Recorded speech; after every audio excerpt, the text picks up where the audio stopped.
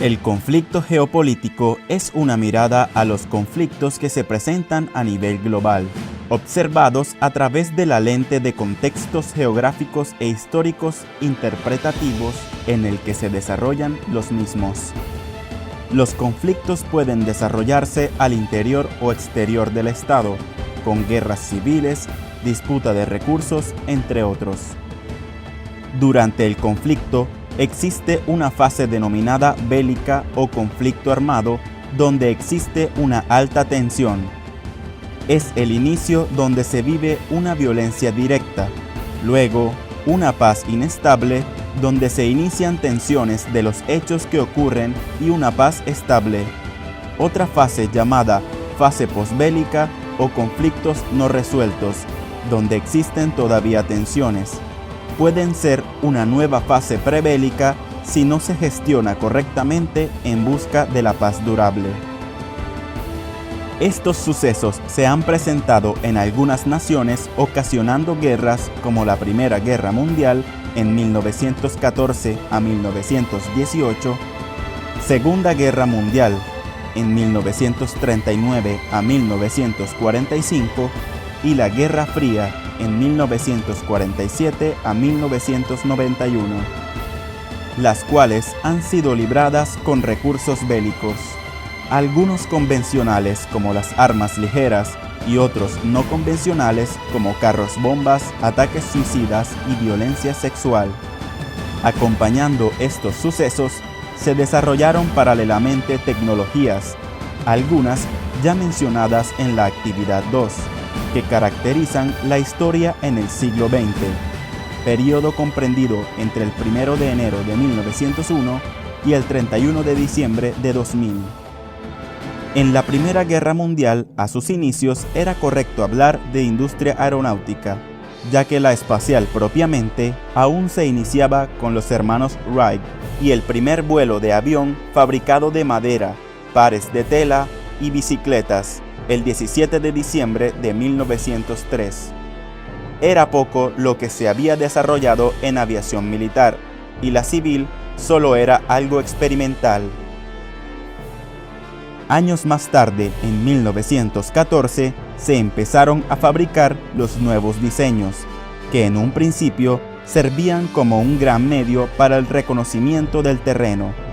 Poco a poco, se comenzaron a subir armas a bordo, siendo los primeros combates aéreos con pilotos armados con pistolas o que dejaban caer grandes piedras sobre los enemigos en tierra. Finalmente, se instalaron ametralladoras con nuevos dispositivos a partir de 1915. A continuación, observamos algunos ejemplos de aviones utilizados y los países promotores. El Morane Saulnier. Este aeroplano francés fue uno de los primeros en montar una ametralladora en el fuselaje, aunque al principio el piloto estuviera armado con una pistola o carabina. Rápidamente se convirtió en lo que hoy llamaríamos un caza.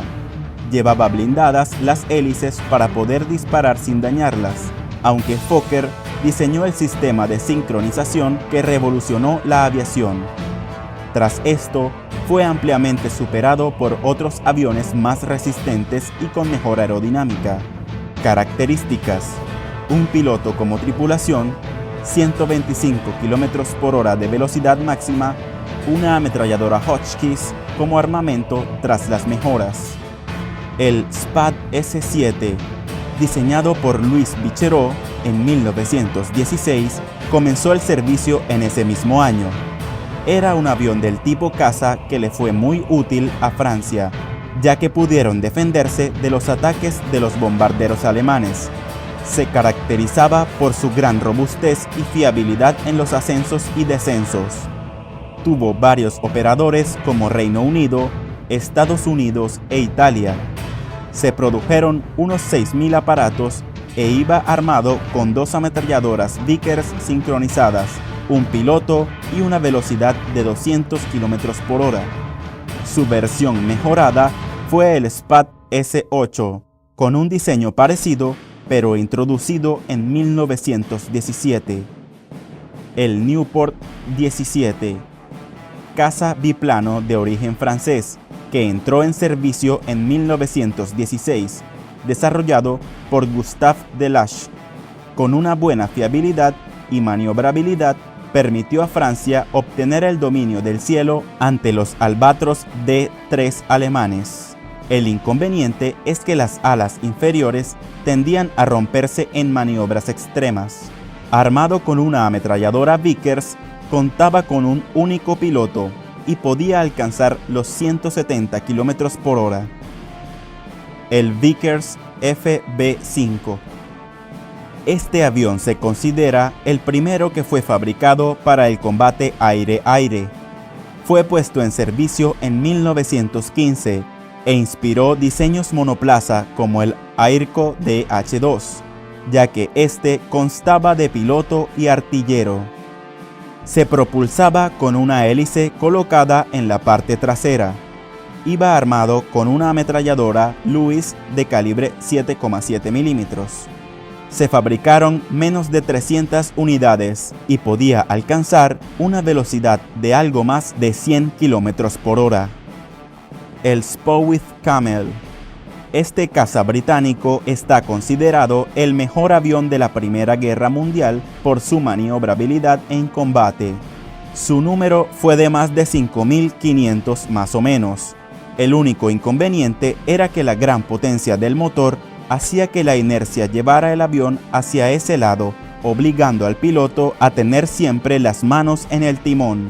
Iba armado con 2 ametralladoras Vickers sincronizadas y podía alcanzar una velocidad de 185 km por hora. Tras la guerra, fue vendido a diversos países y algunos participaron contra los bolcheviques en 1919.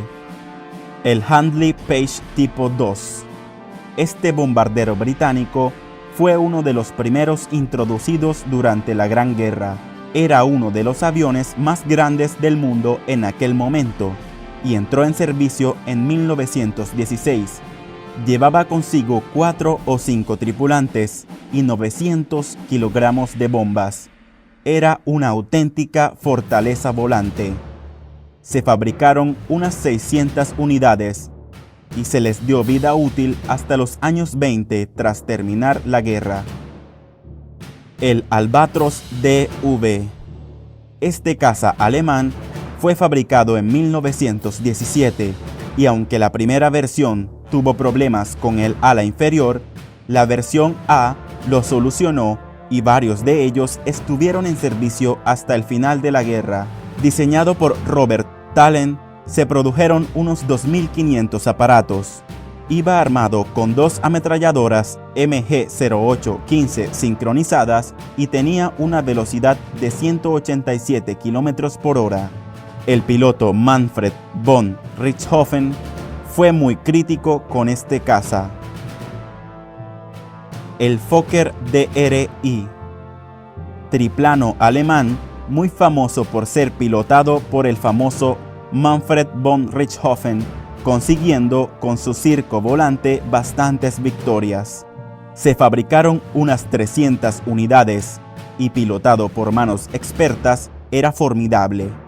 Iba armado con 2 ametralladoras MG-08-15 y podía alcanzar una velocidad de 165 km por hora.